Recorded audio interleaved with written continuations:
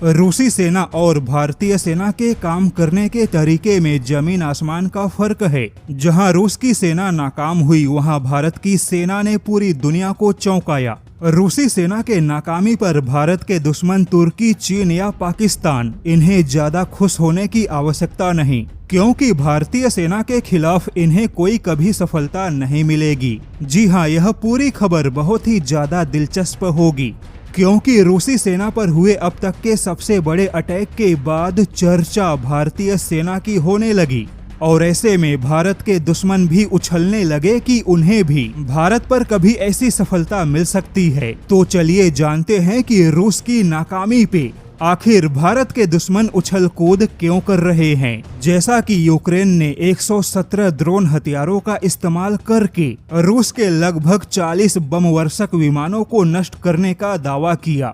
अब यहाँ पर यूक्रेन ने केवल $6 लाख के ड्रोन हथियारों से रूस को लगभग $6 अरब के हथियारों का नुकसान पहुँचाया, जो कि रूस के लिए एक साथ होने वाला अब तक का सबसे बड़ा नुकसान है।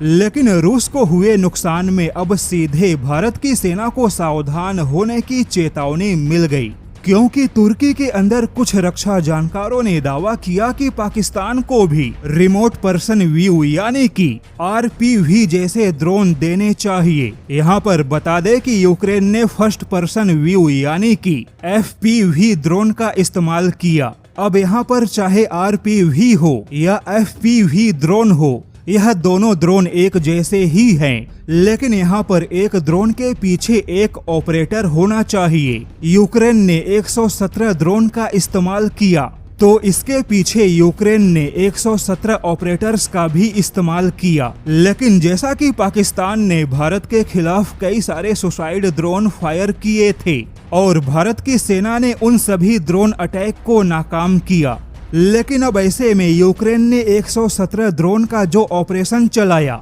तो अब भारत के दुश्मन भी इस प्रकार के स्ट्रेटजी पर बातें कर रहे हैं। यूक्रेन तो पहले से ही तुर्की और पाकिस्तान का करीबी देश है, लेकिन अब सवाल है कि क्या यूक्रेन की सेना को रूस की वायुसेना को नुकसान पहुंचाने के मामले में जो सफलता मिली, तो क्या भारत के दुश्मनों के पास भी ऐसी कोई सफलता पाने की गुंजाइश है? तो यहाँ पर आपको बता दें कि भारत की सेना और रूस की सेना के काम करने के तरीकों में बहुत ही ज्यादा फर्क है। रूस के सामने बहुत बड़ी चुनौती है कि रूस एक बड़ा देश होने के बावजूद अब सेना की कमी से परेशान है।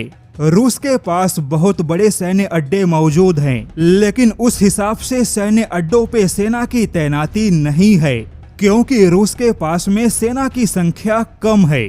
और सबसे जरूरी बात है कि रूस की सेना ने अभी तक अपने हथियारों का सही इस्तेमाल नहीं किया, जबकि भारत की सेना ने रूस के उन्हीं हथियारों से रूस से भी कहीं ज्यादा सफलता हासिल की।